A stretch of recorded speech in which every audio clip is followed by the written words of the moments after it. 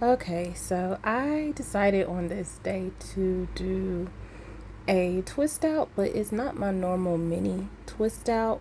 Um, Usually I put them in super tiny twists. This is one of my go-to products. I've been using this since I was in high school. It grows my hair really quickly. My scalp loves it. I found out the hard way that I am allergic to castor oil, which also works really well. But in order to not have a reaction, this is what I typically do. I had my hair in these, I believe it was six protective twists or braids after I washed it. And so now I have to unravel them. And for some odd reason, they curl up so tight at the end. I have a hard time getting them undone sometimes. But eventually, I'm able to get this one unraveled at the end. And I try to be really gentle. On top of all this, I am very, very tender headed. So, the way I move with my hair is probably a little different than most just because I know that I am not a fan of excessive pulling, tugging, any of that on my hair.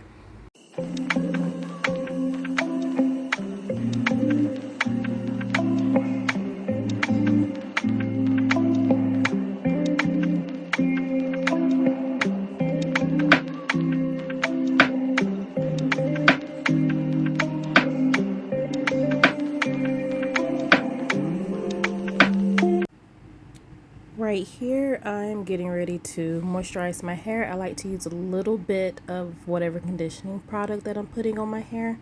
Right here is the Camille Rose honey is thoroughly mixed in here, and then I do add a couple drops of my oil mixture, and then I just shake it up really, really well. And this is what I use to dampen my hair, is what I use to refresh my hair when it's in its protective style. But I do not like to manipulate dry hair, so I do liberally coat my hair from top to bottom to redampen it and work it through. And then it's also my chance to do like a little light finger detangle as well. One of my go-to products is the Camille Rose almond butter. Oh, it smells so good, and it does an amazing job of putting moisture back into my hair. I like to work it through from the roots to the ends, getting that in there really, really good. And it serves as my conditioner in the LOC method. And I make sure to I do a really good job of getting this to the end of my hair. That's the oldest part of your hair, and this past fall and winter has been hard. That is the Camille Rose honey that I put in the water, and then this serves as the oil part of my LCO method, and I applied this liberally to my hair. It smells amazing, and it does a really, really, really good job of locking in all that moisture that I just put in. As you can see here, my hair is a mixture of 3 or 4 types of textures. I have a lot of shrinkage when it comes to my hair. So for me, in order to protect any length that I have been able to attain throughout the year, I've taken a break from using heat on my hair. Anytime I wash my hair, it does air dry. And that is me putting the carrot oil to my scalp. I literally just finger part apply it directly to my scalp because the scalp needs just as much TLC as your tresses does. And so I literally just put it on my scalp, and then I work it through really well. And then once I get it everywhere I need it on my scalp, I just do a light massage to work the product into the section. This to me is a whole lot easier than my process for doing the smaller twist, because usually in a section this size, with a smaller twist, I will have to re-dampen my hair at least once or twice before I'm done with this section. This section is going to give me about 4 twists, and when I do the smaller micro twist, well, I'm not gonna say micro, I'm just gonna say small, this section can yield up to about 20 twists. But because of the length of my hair and also trying to make sure that I get the moisture in, it did end up taking me about 4 hours to do my entire head. Yes, that is a long time, but as you can see, I am very gentle with handling my hair. A lot of your length retention will come from how you manage your hair on the day to day. When I do any type of protective styles, it is, I'm gonna say 99.9% of the time with my own natural hair. Just because of the length, it gets kind of hard to add in additional braid hair. My cousin's the one that will do any braids to my hair. I'm really particular about who I let touch my hair, do anything to it, just because of a really bad experience I had when I first started getting my hair done. And so it taught me that everybody isn't qualified to do your hair, and you have to go to the people that want to know how to do your hair and to listen to what your needs are at the end of the day. And I've had really good results since I went natural in 2014, I believe. I've cut my hair like maybe 2 to 3 inches off, maybe 2 to 3 times. I've had heat damage before, just learning what type of temperature my hair needs. Yeah, so my thing is this: it will grow back. If it is damaged, cut it off. That's my whole philosophy. I don't hold on to dead ends, any of that. So here I am, just adding a little bit more water, getting ready to work it through. And I love these. It's like a knockoff of the I think it's called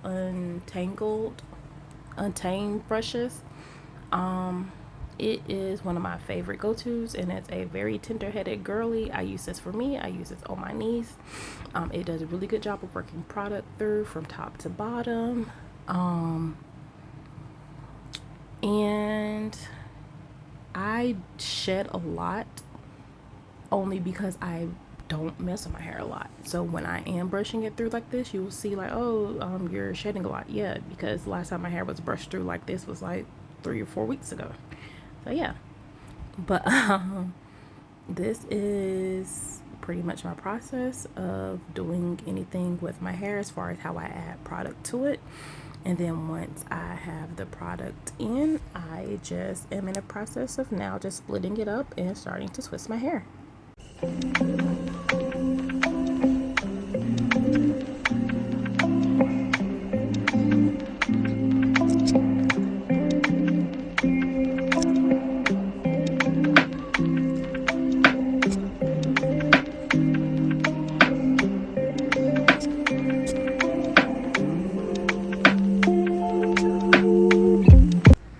Now this is the curl maker that Camille Rose has, and I like to put it at the ends of my hair as I'm finishing up my twist. I found that it does a really good job of helping seal in the twist, and it helps keep it from unraveling. And I also like to put a little bit of it at the very top of the twist, so I like to use it when I first start the twist and at the end of the twist. And as you can see, it seems to do a pretty good job of sealing itself up, and so I don't have to worry about them unraveling at the end. So I am going to proceed and do the rest just like this.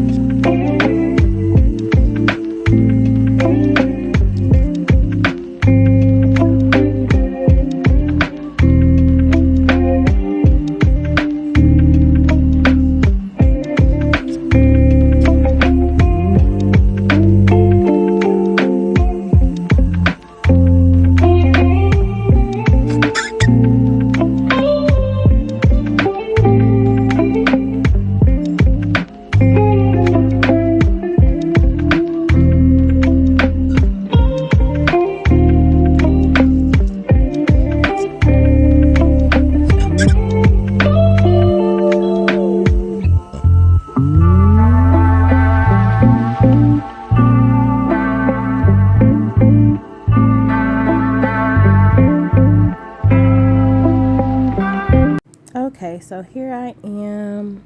Everything is done except for this little bit in the front. It's been on going on so long, as you can see the TV has completely timed out in the back, and the sun is starting to set, and I have a little bit of time to get downstairs to see my team play in this wild card game. I don't even want to talk about how it went. I kudos to them. They did a really good job this season. There's always next year, but wrapping up, as you can see, again, I would call these medium-sized twists. I was going for large, but just me and the fight that I always have with my hair, I think these medium-sized twists ended up working out best for me. This is the last section that I have to fight with, but I usually go back and forth as to whether or not I'm just gonna do a part down the middle or to the side, just depending on what I think I may do to it once my hair has been twisted. But this time I was like, it's already a part down the middle. That's how I'm gonna do it, and we will wear it however we can get it to go with this part in the middle. My arms were tired. I was tired. I didn't plan on a larger twist taking this amount of time. I really and truly thought that maybe it would take an hour, maybe an hour and a half, but it took double that amount of time. But I'm wrapping it up. I had slacked off doing twists for a while, and I noticed that the front of my hair, where I was pulling my hair back more into ponytails and tight buns and high buns and low buns and just a lot of high tension styles, I was starting to see some breakage in the front. So I was like, you know what, let me stop being lazy, put these twists back in my head, and they are still in. They've been in for about 2 weeks. I'm thinking this week will be a good time to go ahead, take them out, wash my hair, and then maybe retwist it again. But it ended up turning out pretty good for the first time me doing this.